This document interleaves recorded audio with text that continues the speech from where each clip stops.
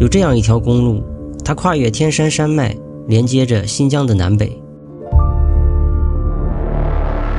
它拥有着世界级的风景和把四季都铺在同一条道路上的奇迹，它就是独库公路。但独库公路的魅力其实不仅仅只是在这500公里的里程中，而是那些围绕它的更原始、更特别、更纯粹的景色。哇！独一无二的独库，大冰雹了，真成土了。巴音布鲁克的闪电，7月的新疆啊！哇！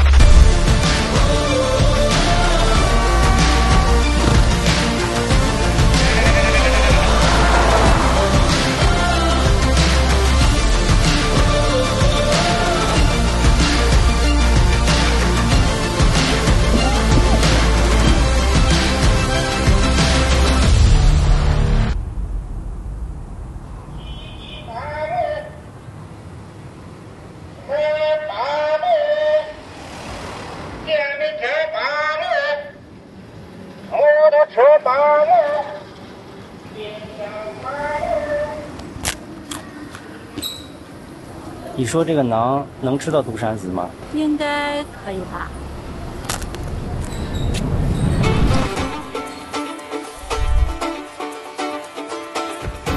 吃过库车的大馕，逛完热斯坦老街，告别秋兹国，我们也正式踏上了这段有一些传奇色彩的公路。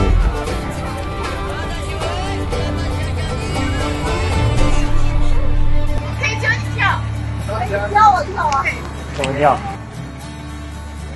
我也不会呀，这是一下半下就学会了。你学会了吗？我没学会呗。独库公路终点，我要把它吃到独山子啊！说它传奇，是因为它是每一个到新疆的人都必定会向往自驾的公路。我们这一次是从终点的库车到起点的独山子。7月火热的南疆就好像随时随地都能炽烈的跳动，而同样火热的还有眼前这片延伸在天山山脉南麓的奇特地貌。500米处有限速60拍照。看不到尽头的对向车道啊！右转。我们现在走的是基迪克大桥。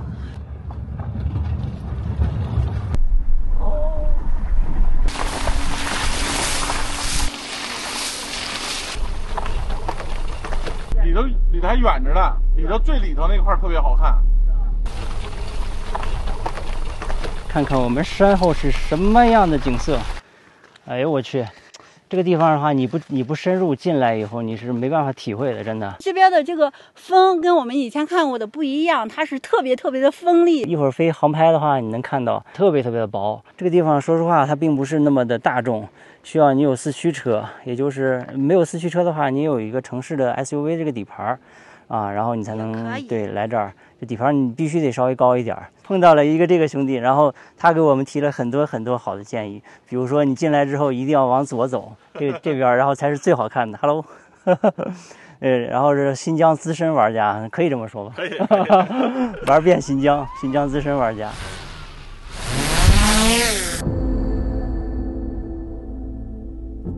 车子从柏油路驶入砂石路，向着那片黄褐色的褶皱山体前进。荒芜的大地，干涸的河床，起初的世界还和之前一样，但越往前走，世界就开始变得越发奇异。山体的形状越来越直立和高耸，而山体的颜色就像沉睡的火焰，开始被慢慢唤醒。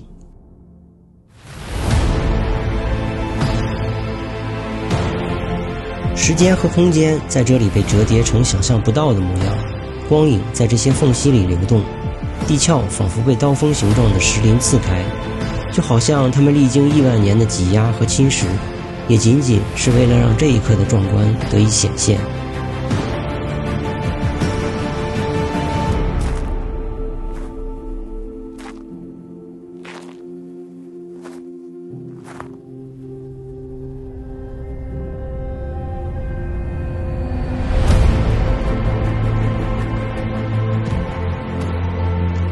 当你踏上这片红色的土地，每一步都是时间存在过的痕迹。当你站在山间，千沟万壑如火焰般流淌，下一秒就点燃天际。当你行驶在这烈火之上，车轮卷起每一阵尘土，也都是燃烧的余烬。这里没有人造的奇迹，只有风和时间把这里的荒凉雕刻成了史诗。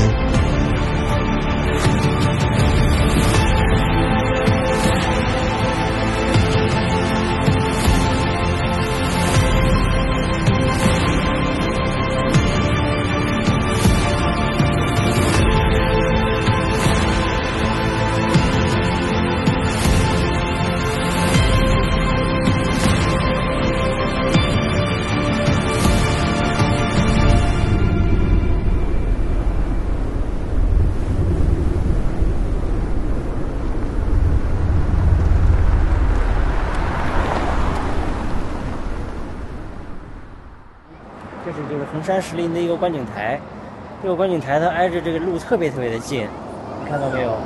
而且独库公路晚上的话它是放大车的，非常的吵。但是就在这样的情况下，不理解的一点是，你看这个观景台上这么多搭帐篷的，但是很奇怪的一点就是所有的这些车都是本地车。都是新 N 新 R， 你能想象到现在是晚上的12点，那你晚上12点，我去，全都是帐篷，这边也是，全是帐篷。这片营地特别的热闹，特别的热闹，全是人。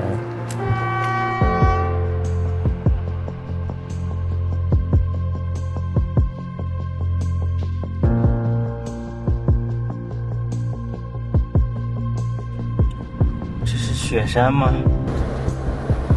这是大龙，这是小龙。我现在是在独库公路上，然后在我身后的就是大龙池。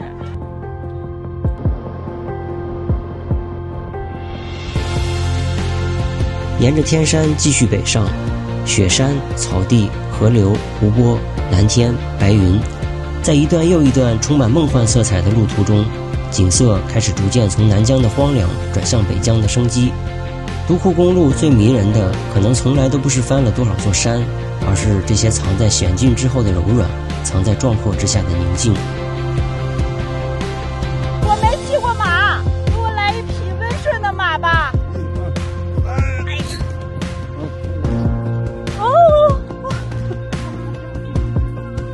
正在教学，一会儿我们检验一下这个教学成果啊。会了吗？会了吗？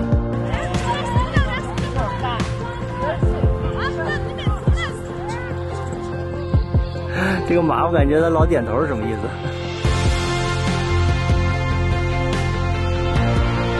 远处是白雪皑皑的天山，近处是骑着马悠闲的游人。巴音布鲁克的大草原似乎就应该是眼前的这一幕童话一般的场景。而我向来不喜欢把中国的某一处地方比喻成国外，因为我们自己的景色才是真正世界级的独一无二。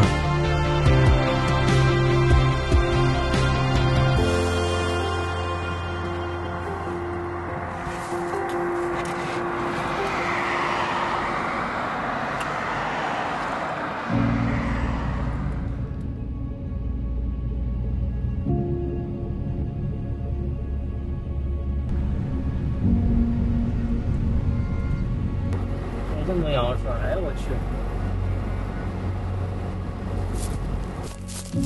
我们现在就是在前往天山石林的路上。如果说你要走独库，强烈建议你，然后一定要走一走这条路。再也见不到独库上人挤人、人挨人，然后全部是车、全部是打卡的人的那种景象了。你就会拥有整个草原，全都是你自己的呀。想怎么开就怎么开，最美的风景伴随着最烂的路，但是你会觉得一切都是值得的。但是你的收获也是跟别人不一样的，你就会拥有自己独一无二的独库。相比于拥挤的独库公路，眼前这条通向天山石林的路，对我们来说才是最能深入体验巴音布鲁克魅力的地方。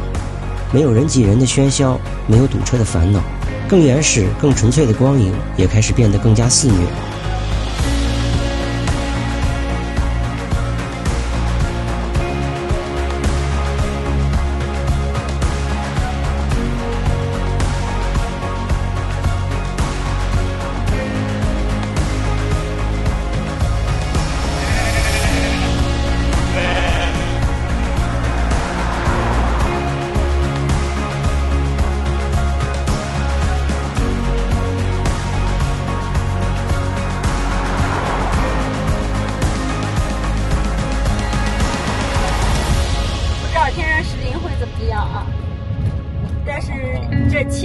的路需要走3个小时，因为我们现在走了2个小时了，还有10几公里吧。对，还得10公里。10公里的话，估计差不多也得1个小时吧，到不了也得40分钟吧。希望最终的景色是值得的，值得这一路的颠簸。这样，这边的日落是10点多，所以我们去拍一个天山石林的日落，希望不会让我们失望，希望也不会让你们失望哦。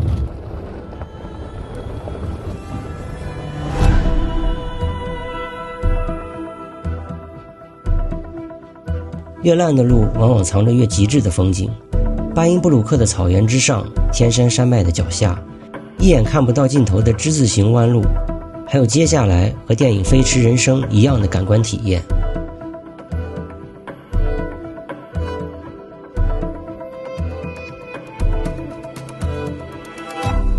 我现在走的这条路就是《飞驰人生》的取景地。我去，看到没有？身后，咱俩重现一下那句经典的台词儿：我们就是巴音布鲁克永远的土。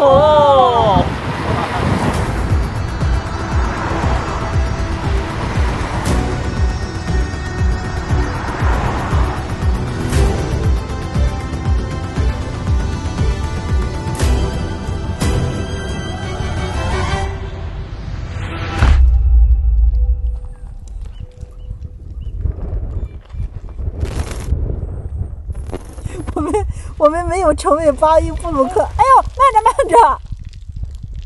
我的那又炸鸡了。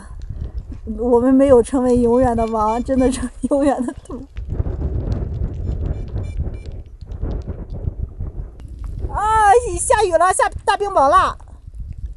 快点，加油！严重吗？严重吗？坏了个翅儿，换个翅儿就行了，是吧？对。那现在继续换翅儿。真成土了，真成土了，真成了巴音布鲁克的土了。那埋土里头了。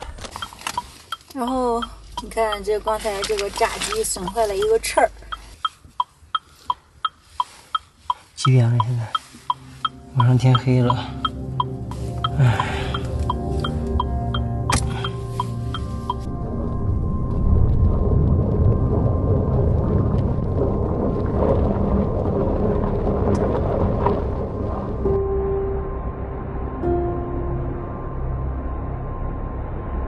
我们现在来到了天山石林，但是不知道为什么到这儿以后，这是一个村子还是一个景区啊？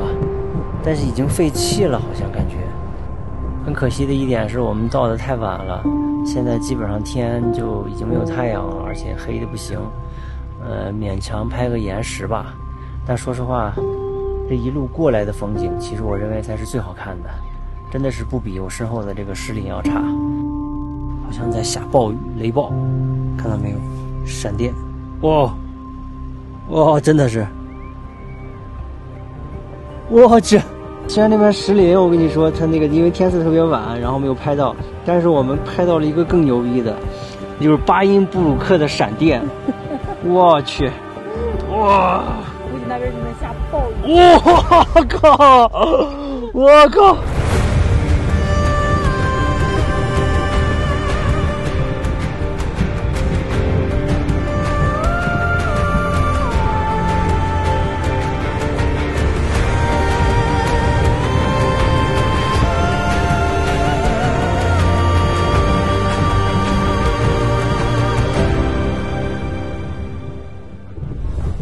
从来没有见过这种红色的闪电，然后在这样的天气之下，这样的草原之上，巴音布鲁克的草原啊！刚才它在闪电爆开的一瞬间，全都被映红了，这是红色的闪电啊！又来一个！这就是大自然，这是它展现力量的时候，也是它展现美丽的时候，都有。哇！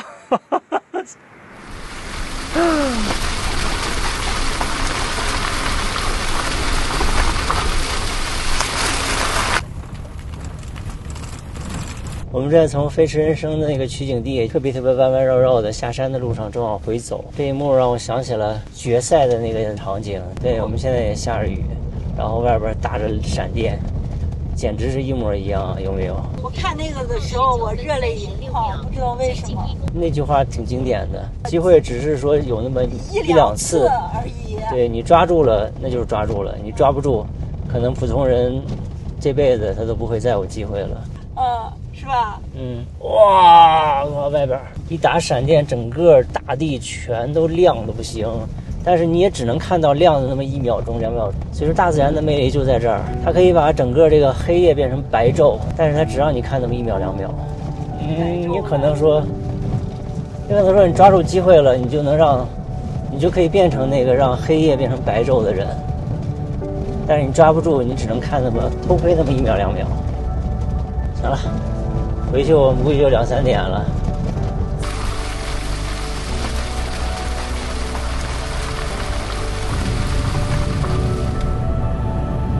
看我们的窗外，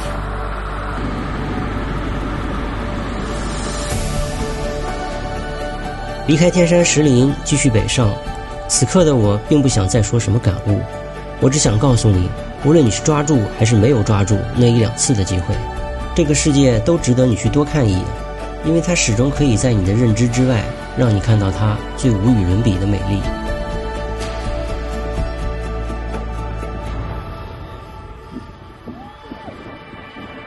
屋顶长满草的小房子，好几片特别大的油菜花，然后在山边上，特别好看。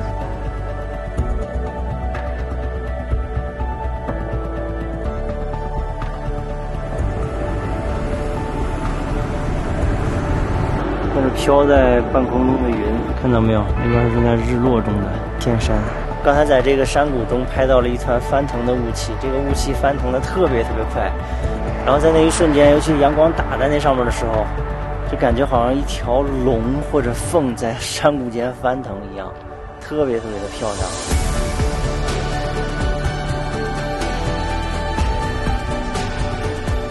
雾气飘荡在峡谷之间，在阳光的照耀下，快速变换着自己的模样。远处一个个山峰的脊背，在云雾的浪涛中起伏，宛如穿行在空中的巨龙。而此时此刻，随着远处云海一同隐去的，还有这独库公路上每一个让人心醉的落日。我去，看那边的天，太过分了，太过分了。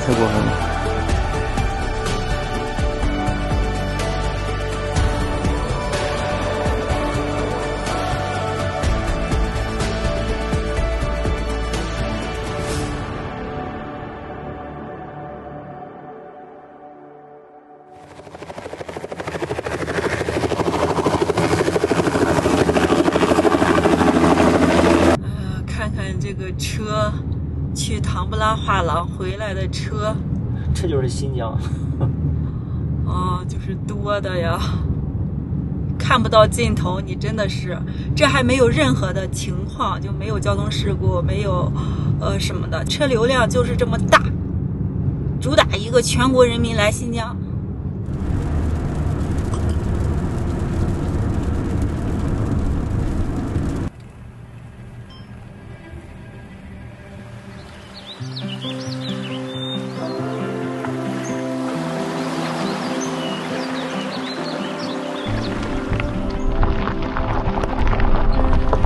库尔德宁，然后这儿有个电力天路的石碑，到这儿其实才算它的终点或者是起点。从库尔德宁开始到巴音郭楞结束，这条并不适合大众的穿越路线，却是和独库公路并行的连接天山南北的一条重要的电力巡检道路，是电力工人架设在云端的一条天路，所以它被称为电力天路。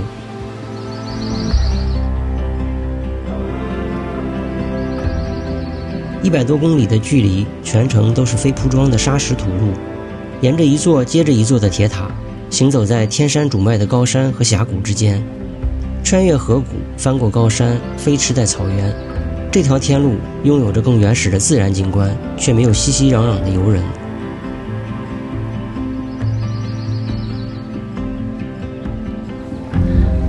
这种景色，我去，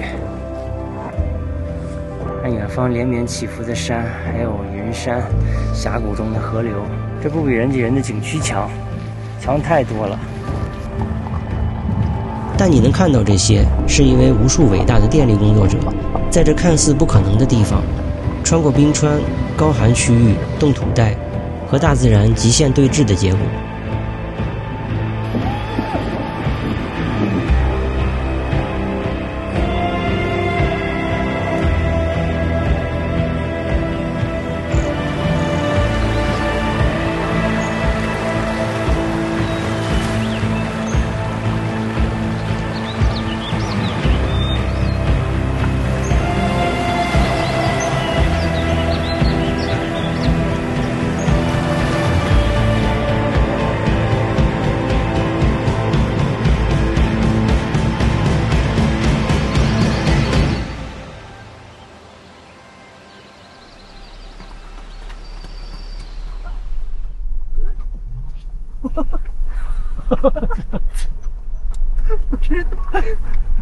你就开始跑，骑马的赶牛，然后那个牛就呜呜的跑了呢。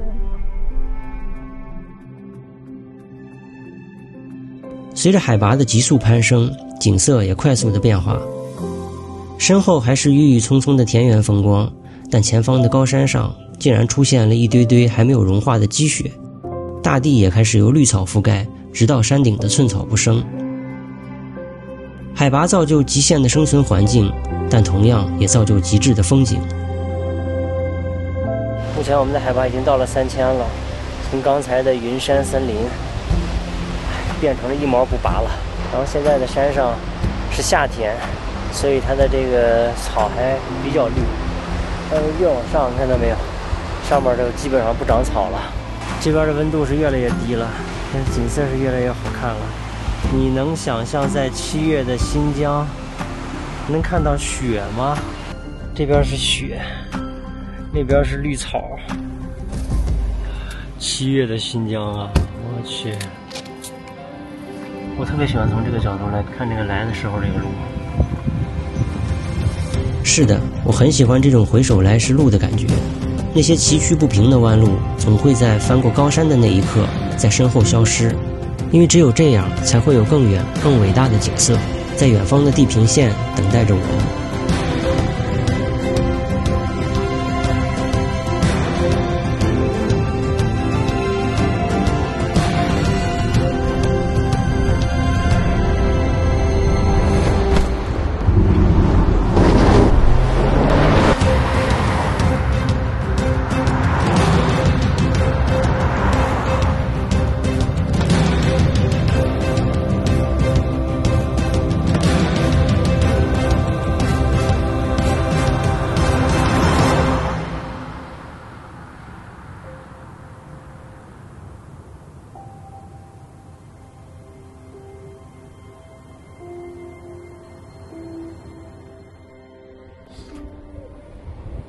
地方交了没有？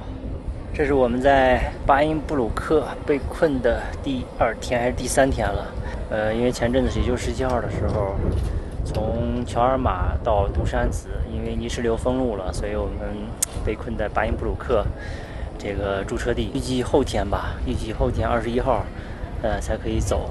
但是是在巴音布鲁克，然后让你们看看它的落日多么的美。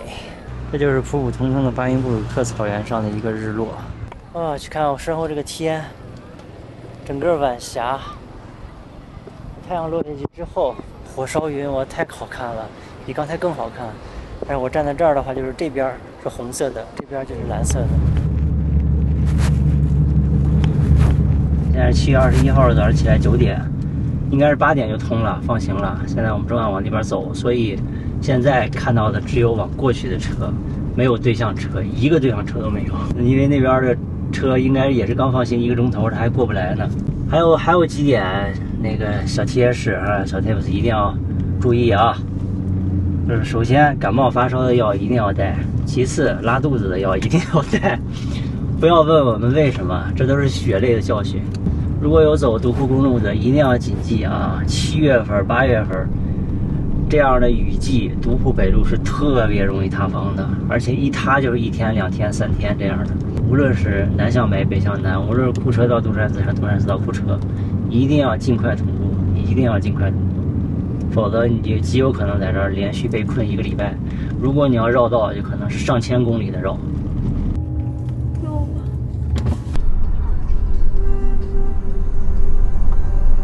啊，咱们上 S101了。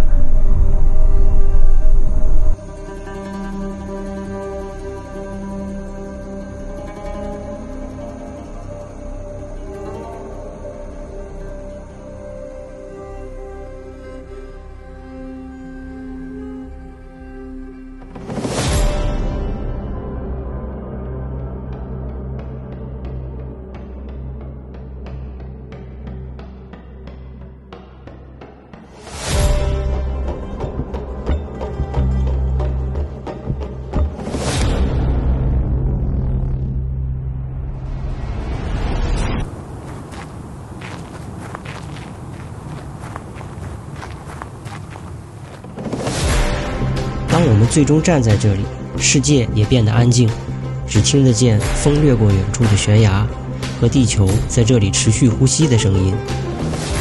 被千万年的水和风雕刻出来的纹理，像血脉一样在大地上蔓延，各种颜色在阳光下层叠。这里就是地球写下的最后一个惊叹号——安吉海大峡谷。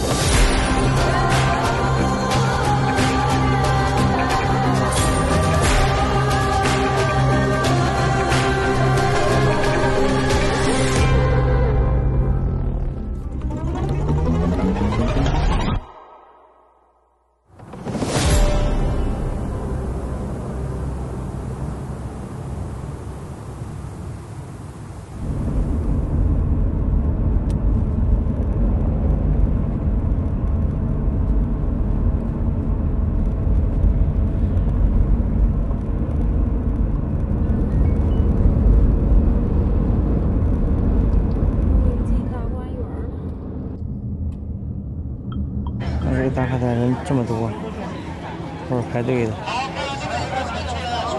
终于走到了0公里这儿，但是这儿的打卡的人实在太多了，看我后边，哦，有这一溜，所以我们决定就在侧面前打一个卡，结束我们的旅程。独库公路终于走完了，从来没有想过一个独库公路能走1个礼拜。那走的这么狼狈，然后突然发现我还把麦给丢了。反正这趟的损失基本上4位数起吧，个十百千，最少4位数起。你说时间上的损失，加上金钱上的损失，加上身体上的损失，就4位数起，最起码。哎，走吧。也不排了，然后等到下一站再说吧。